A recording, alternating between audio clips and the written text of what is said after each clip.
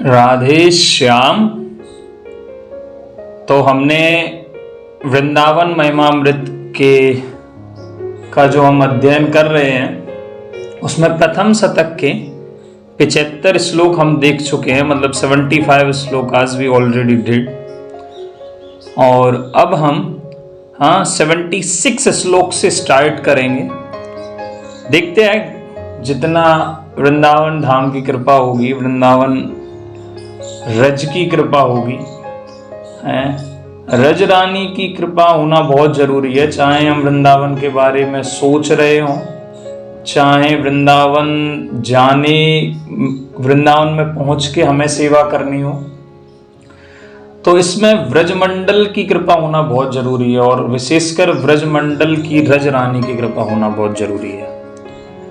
तो रज रानी का आश्रय लेके, श्रीमती राधा रानी का आश्रय लेके, और सभी उच्च कोटि के भक्त जो भी महानुभाव व्रज में हुए हैं, सबका आशीर्वाद लेके हम आगे बढ़ते हैं और यथासंभव जो भी वर्णन हो पाएगा उतना वर्णन हम करने की कोशिश करेंगे। राज्यं निष्कण्ठमपि परित्यज्य दिव्याश्च रामः कामान् सर्वानपि च विहितांस्तिक्तान् विदन्तः हित्वा विद्याकुलधनजनाद्याभिमानं प्रविष्टा ये श्रीवृन्दा विपिनमपो नरगीर्मास्तान् नमामः। बड़ा सुंदर श्लोक है जिसमें प्रभुदानंद सरस्वती ठाकुर गुणगान कर रहे हैं, वृंदावन के बारे में गुणगान कर रहे हैं और हमारी दीनहीन दशा के बारे में बता रहे हैं।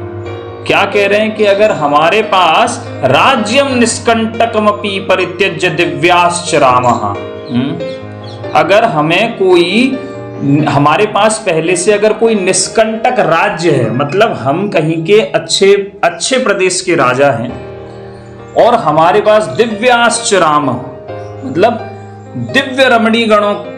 दिव्य रमणीगण हैं हमारे पास, मतलब अलग अलग चीजें हमारे पास रमण करने के लिए, घूमने के लिए, आनंद लेने के लिए, भौतिक आनंद लेने के लिए।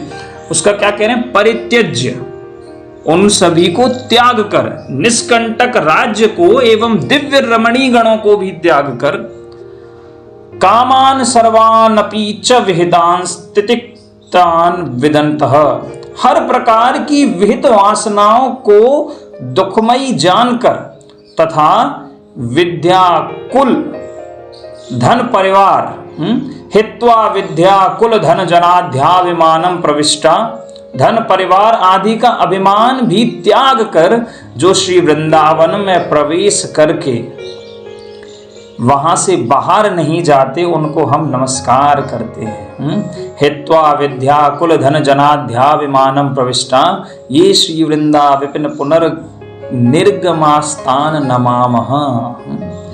किसे वृंदावन प्रभुदानंद सरस्वती ठाकुर प्रणाम करने के बोल रहे हैं? जो इतना सब कुछ है और उस सब को त्याग कर एक बार वृंदावन आ गया और फिर बस केवल इतना दृढ़ निश्चय कर ले कि अब मैं बस यहां से जाऊंगा नहीं, चाहे जो भी हो। तो उनको प्रभुदानंद सरस्वती ठाकुर प्रणाम कर रहे हैं। राधा कृष्णौ परम मृणनौ कुर्वतः सर्वतः श्री विष्णोर्धाम्ना स्फुरदति महानंद वृंदावन स्थान जंतून हंतुम विरचित कृति नप्युरु प्रेम भाजो दानैर्मानैर्रहः भजतो धन्य धन्यान् नमामः। आहा, श्री विष्णु के समस्त धामों से, मतलब वैकुंठ से भी अधिक स्फूर्तिशील महानंदमय जो ये श्री वृंदावन है, उस धाम के सब जीव अपनी हत्या करने वालों को भी दान और मान से सेवा करते हैं। यहाँ के जो वासी हैं, वृंदावन धाम के जो वासी हैं, अगर कोई उन्हें मारता है, कोई उनकी हत्या भी कर दी है मान लो पिछले जन्म में, और उन्हें याद आता है कि इसने मेरी हत्या की थी, लेकिन फिर भी उसे माफ कर देते हैं। उसको और मान देते हैं, ऊपर से उसे सम्मान देते हैं, उसके रहने की व्यवस्था करते हैं, उस पे माधुपुरी देते हैं, सब कुछ देते हैं उसे। एवं जिन्होंने श्री राधा कृष्ण को परम ऋणी किया है, उन पूर्ण प्रेम के भाजन धन्य धान्य पुरुषों को हम नमस्कार करते हैं। मरिष्यसि कदा सखे त्वमिति किम विजानासि किम शिशोः सुतरूणस्य वा न खलु मृत्युराकस्मिकः तदध्य निर्वध्य धीरः पुरीन्द्रियासक्तिको न किंचन विचारय द्रुतमुप्यहि वृंदावन। अद्भुत श्लोक है, इसे बहुत अच्छे से समझने की कोशिश कीजिएगा। क्या कह रहे हैं प्रबोधानंद सरस्वती ठाकुर? सबसे पहले कह रहे हैं मरिष्यसि कदा सखे, हे सखे किस दिन मृत्यु होगी? तुमिति किम विजानासि किम, किस दिन मृत्यु होगी, क्या तू यह जानता है? शिशोः सुतरूणस्य वा, शिशो मतलब बालक या नवीन नव युवक की क्या अकस्मात मृत्यु नहीं होती है? वा न खलु मृत्युराकस्मिकः तदध्य निर्वध्य धीरव पुरीन्द्रियासक्तिको। अतएव इसलिए क्या करना है? अतएव अनिंदनीय बुद्धि एवं देह इंद्रियादि से आसक्ति रहित होकर कोई विचार न करते हुए आज शीघ्र ही श्री वृंदावन के लिए चल दे। एक इंपॉर्टेंट, एक बहुत महत्वपूर्ण चीज है इसमें। क्या कह रहे हैं देखो, अतएव क्या करना है? अनिंदनीय बुद्धि।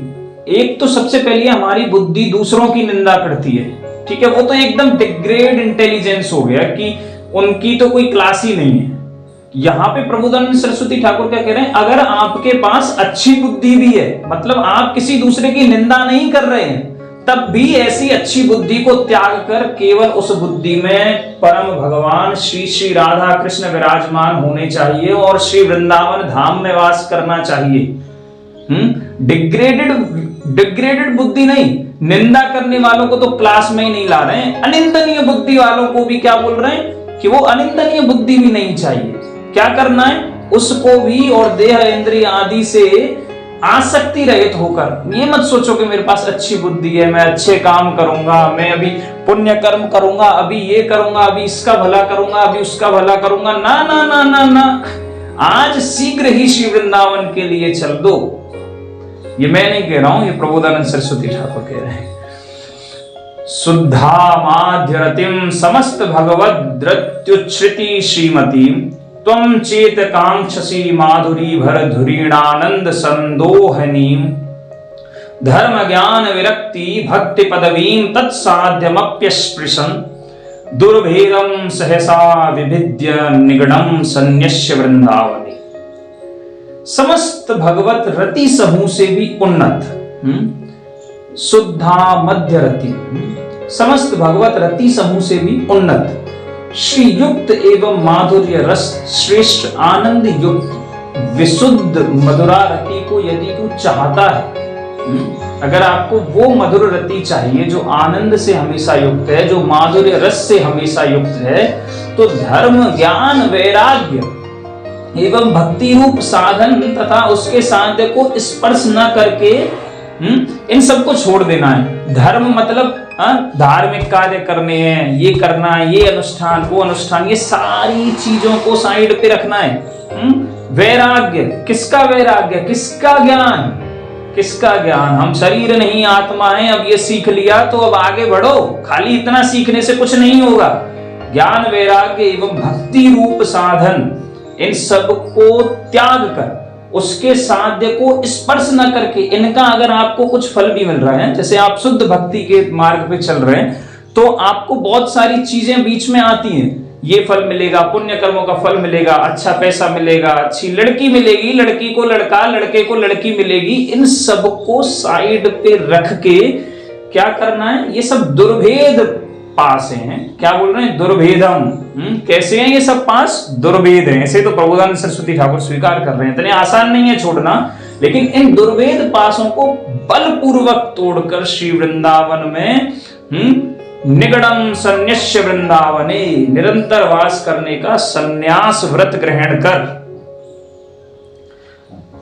महाभाग्यय्यः प्राप्तं वपुरिद मिहाकर्णि महिमाद्भुतो वृन्दाटव्यः कलितमखिलं स्वप्न सदृशं शुभायामास श्वासो नहीं नहीं मतौ नापि वपुषि क्षणेस्मिन्नैव त्वं तदभिचल श्री वृंदावन वनम।